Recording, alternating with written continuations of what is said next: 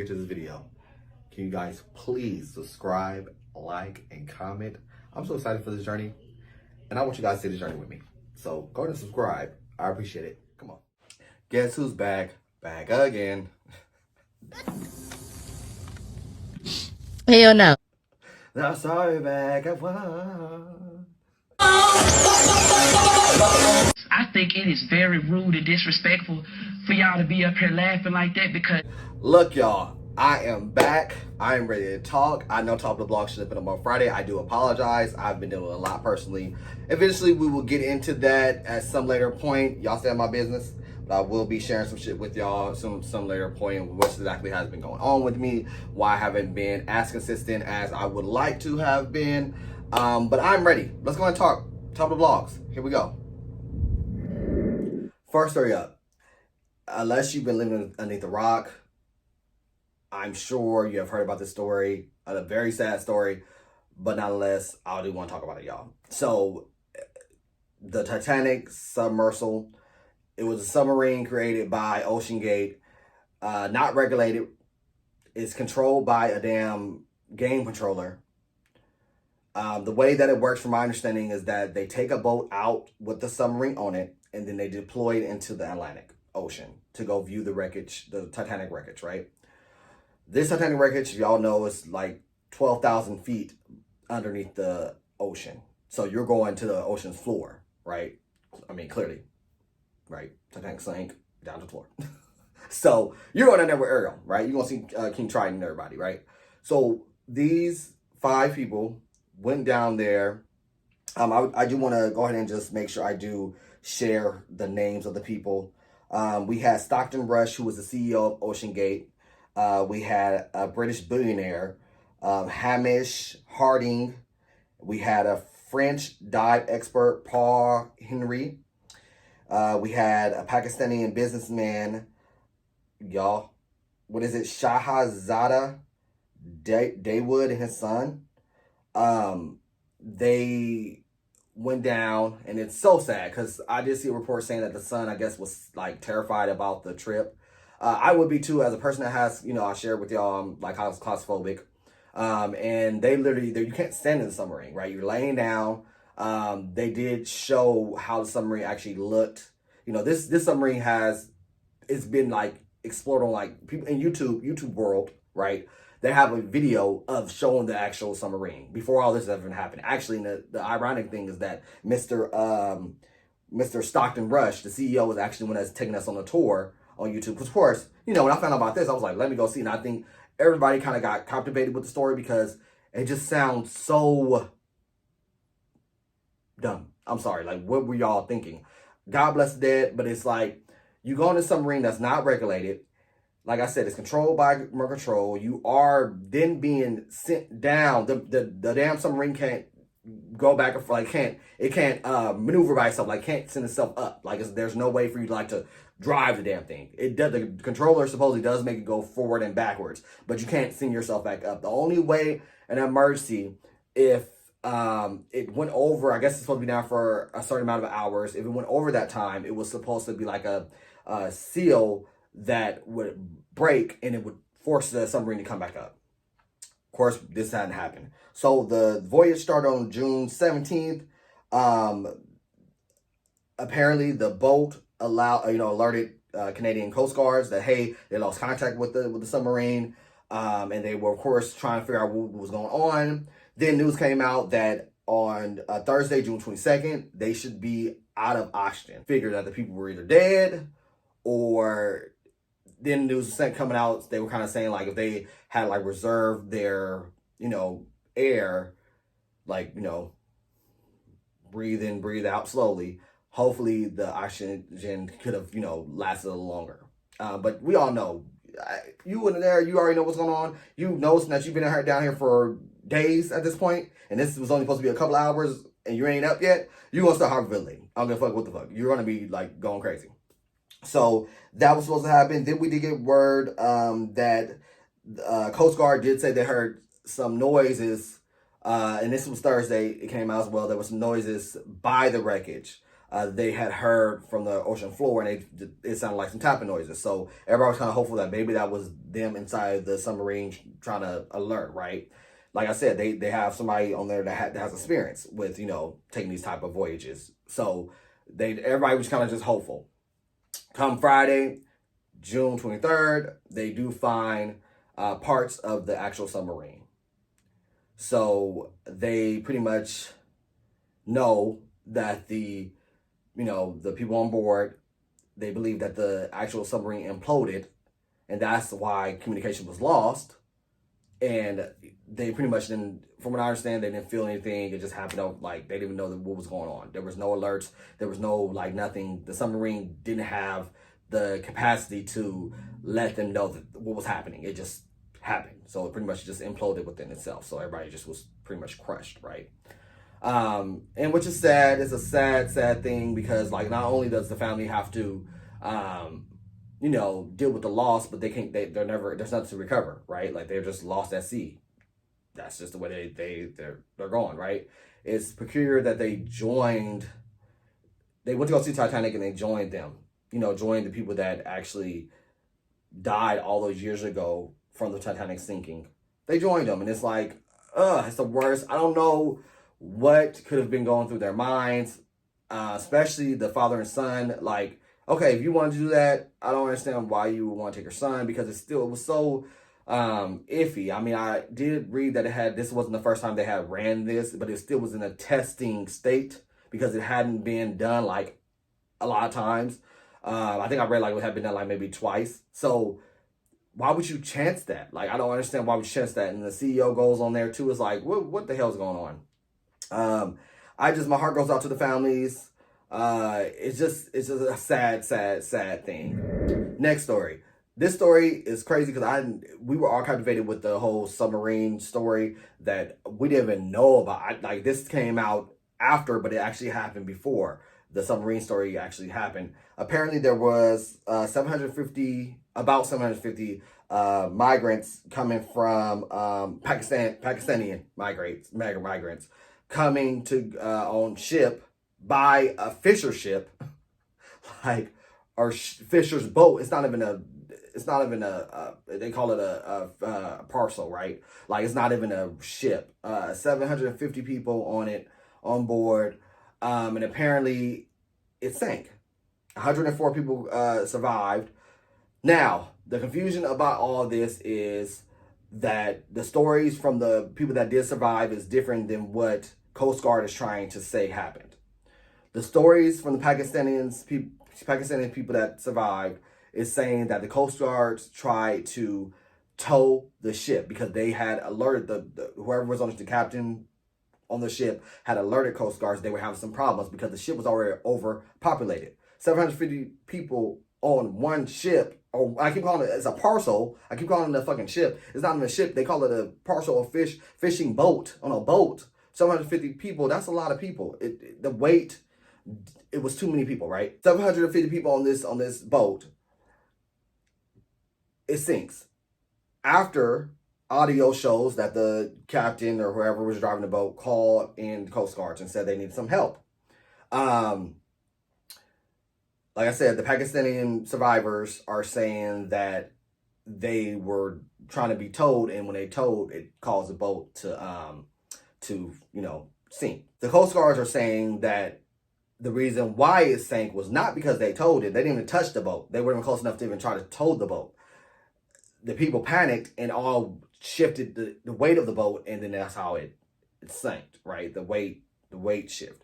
Now, to me, it does sound like Coast Guard's lying to save their ass, because once they called you, they were in distress, yes, nonetheless, but once they called you, then the boat just completely sinks, right? I hope they are able to get it straightened out. That's a lot of souls lost.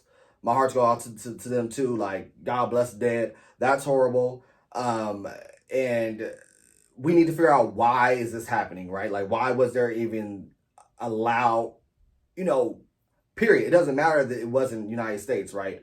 But why was human beings able to be packed in like sardines on a boat in 2023? that didn't have the capacity to carry their weight. I just don't understand that.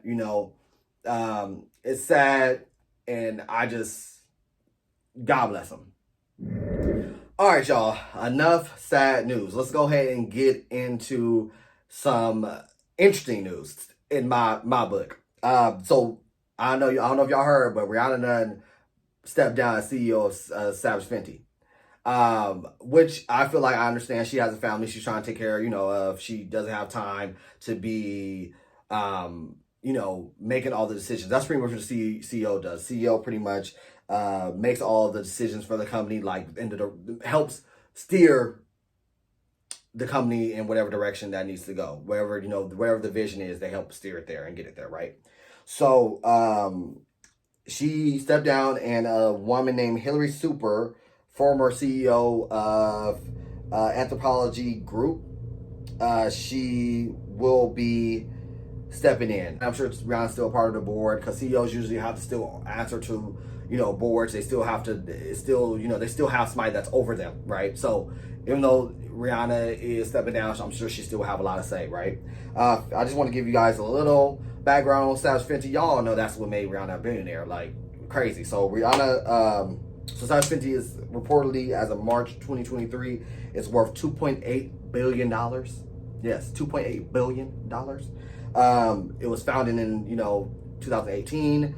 We know that she has lingerie for women and men. She has the makeup line. She has the skincare line. Rihanna's doing her damn thing. Like, she does not have to sing anymore. Like, she could just really sit back and enjoy her money. She ain't got to come back to the music industry ever again. Although we would like for her to, but I have a feeling that Rihanna may be done with it, right? I have a feeling. So, y'all let me know what y'all think about that. I don't want to go into a race conversation about it. I mean, it is just, the new CEO is white. So it does kind of make me kind of think like, okay, well, there was no sisters that was qualified. I don't know. But anthropology, I don't think that has anything to do with that type of like line. Those are two different things. I mean, it's not like she's saying she came from another, lingerie line or another makeup line or skincare line. I could see, the qualifications there. But that doesn't strike me. Like I said, I'm not gonna go into the race card. I already done said. I mean, y'all let me know. I pretty much let y'all know how I felt about it without, by the statement I just made. Y'all let me know what y'all think. I would love to hear what y'all think about that move.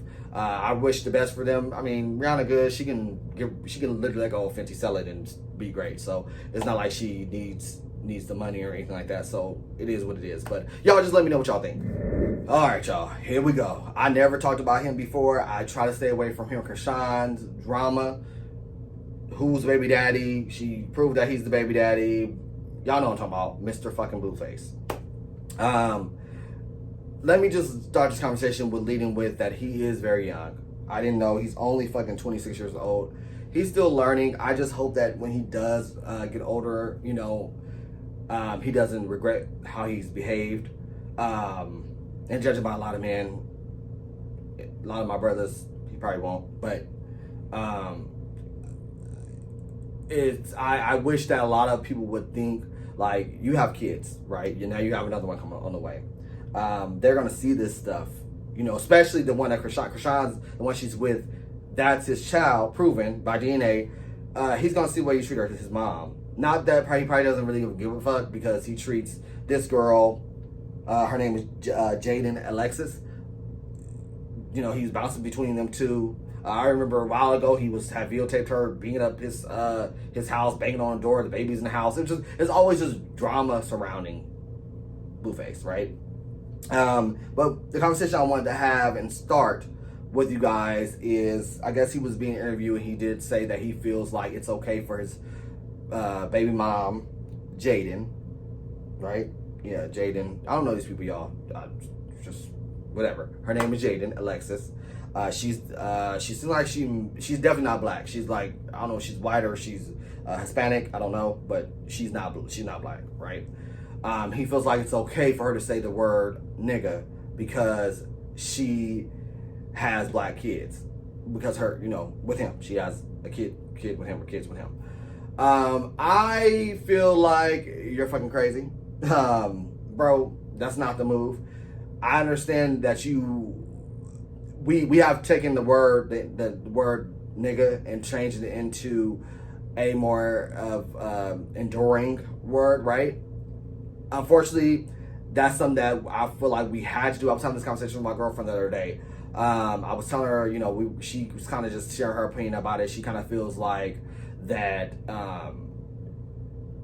we say it, and how do we expect for other people not to say it? And I just dead the conversation by saying, well, we don't. Y'all have mind you, she's Hispanic. Y'all have words, derogatory words that y'all may use for each other, right? Or that people call y'all. Just because y'all haven't learned how to flip it and change it to something that's more positive, does not mean that you can just take what we did and use it, right? Does that make sense? Like, we took nigger and switched it into nigga. Although we know the pain behind that word, we have taken it and made it into something that we've taken the power out of that word, right? I mean, although don't get me wrong, nobody been a comment on nigger, I don't know, but at the end of the day, nigga is what I would refer to my brother and sister, right? So it's just a very touchy situation, and I do understand why people do get confused about it. I understand it. I get it. I just feel like it just needs to just be something that we have of our own, right? We don't know our history in Africa like that. We do know our ancestors come from there, or somewhere around there, but we have to take a fucking test to know where we come from. Most of other cultures can kind of date back to where their history comes from. You know what I'm saying? Or where where heritage comes from. We don't necessarily have that. So we have the one thing that we decide to claim as ours, and people having a problem with it. I just wish that motherfuckers would understand, like, that's our word. And it's okay. We can use it in music. We can use it however the fuck we want to. It's our word. All right, y'all. So next story up. I know I said I was done with the sad news, but I want to talk about this because I do want y'all opinion about this story for sure. So there was a lady by the name of Carisha Hood, 35 years old, out of Chicago. She was at a hot dog stand, and apparently her and some guy got into it. They were arguing. There is a video out there. Y'all can go watch. They were arguing. I couldn't quite make out what they were arguing about. It seems like they didn't even know each other, but they were arguing. She allegedly, from what I was reading, she was texting her son while they were arguing, like, get the gun, right? The son was in the car. The son gets the gun. By this time, inside the hot dog stand, or at the hot dog stand, the guy, you see the video, he's like, I'll beat your ass, I'll hit you, da-da-da. And he fires on her, hits her 3 times. And I mean, firing on her, like a dude, firing her, like hitting her. Literally, I'm like, damn, like hitting her. And by that time, the son, like I said, now he's in there, he fires at the guy, hits the guy in the back, and the guy runs, and supposedly, from what I read further, the son followed him and fired some more. The guy ended up being taken to the hospital and succumbed to his injuries, right? Now, another part of the story is that the mom allegedly took the gun and was about to shoot somebody that was there too, or one of the workers that was there that was talking shit, right? Along with the guy, I guess. And which I didn't see this in the video, but allegedly, because I was reading some more about it, because I was like, I need to look this up, because this story is just crazy. She was going to fire, but the son took the gun and they drove off, whatever.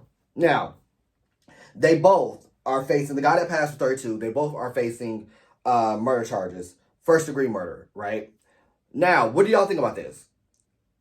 In my mind, I feel like it's self-defense. And though she told the son to get the gun, but I feel like the reason why he did shoot him was because he was hitting her. I don't believe, even though, he did fire the gun or whatever, but the way he was even, like, you could see him, trying to get the gun out. He didn't look like he wasn't like a pro, right? He was fidgeting with it, trying to get it, right? And then the fact that he stopped his mom from, shooting the innocent bystander or whatever. innocent to some people, because sometimes you talk shit can happen to you. But innocent to some people, and even to me, I feel like you should use your words, and you shouldn't be harmed for using your words. Now, when you put your hands on somebody, that's when it's different, and that is why in this situation, I'm kind of like, I know for me, if that was my mother, and I walk into a place and a grown man's putting his hands on her, I would have shot too. I'm sorry. Like, he's 14. That's a grown-ass man. He's socking his mom literally in her face. Like, was hauling her. I was just like, damn. Like, he was hauling on her. And I feel kind of bad. Like, I feel like the mom knew that clearly the gun was there. She texted him. She knows she can't find no man. And then she talking shit. She know if this nigga really do hit her, she not going to be able to fight him off for her. You know what I'm saying? And just so happened that the rabbit got the gun now. It ain't so funny. And that's the way I see it. Like, I think that they should get off. I'm sorry. At the minimum, I don't know if manslaughter handle, like, at the most, probation, in my opinion, because you can't just go around hitting people. Like, even though you feel like you can argue with her, and then you hitting on a woman at that. Like, it's not like you were fighting another man. Now, if this is a man and a man, I still don't believe you can just hit on people. I still stand with that. But I feel like it would have been a little different, because a man can handle a man. But I don't give a fuck. There are some burly women out there. But if a man really wants to subdue you, he can do it. So it just really just makes me like, damn, I feel so bad for her. Like, I'm like, she's in jail. And although she clearly was wild, because I mean, they had a gun, first of all. We know how Chicago allegedly is. And the fact she felt comfortable enough to text her 14-year-old son, she's with the shit. To bring in a gun, we see that she's with the shit.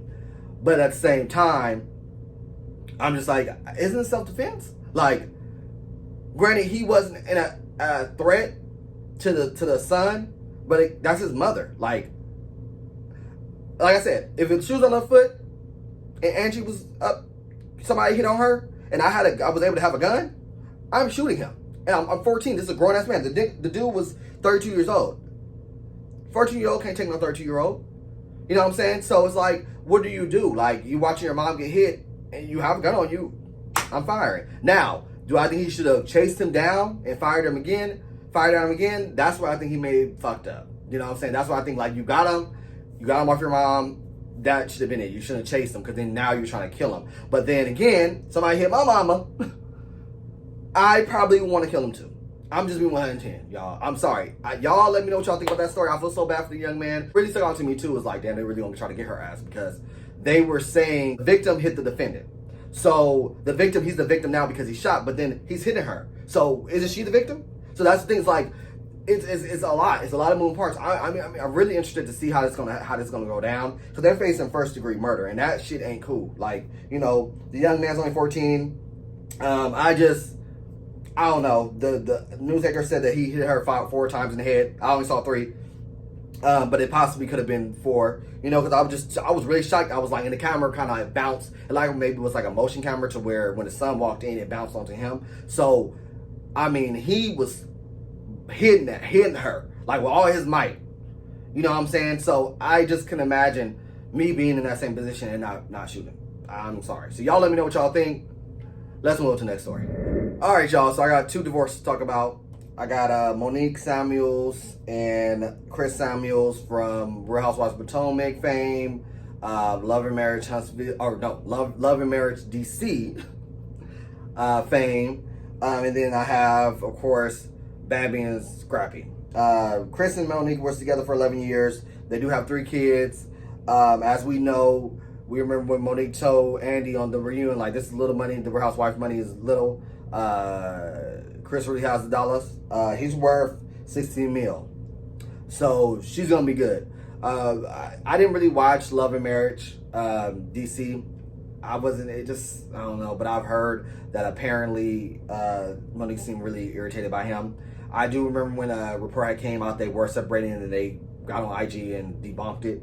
But we know what they say, where smoke is fire. Good luck. I feel so bad for the babies. God bless them.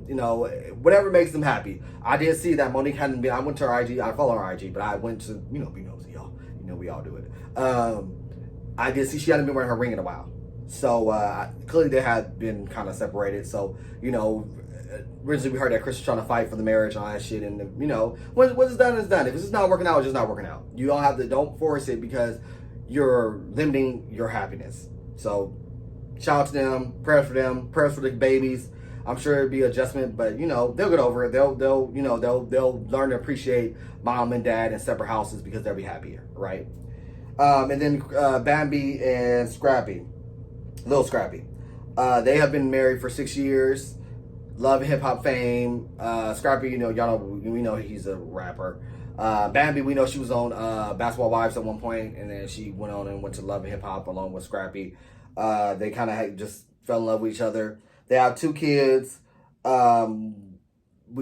know now because of the recent Love and Hip Hop. I guess I don't know if it's being aired. I don't watch that show anymore, y'all. But apparently, Scrappy wasn't paying the bills. Bambi had to move out. She was on there calling him broke.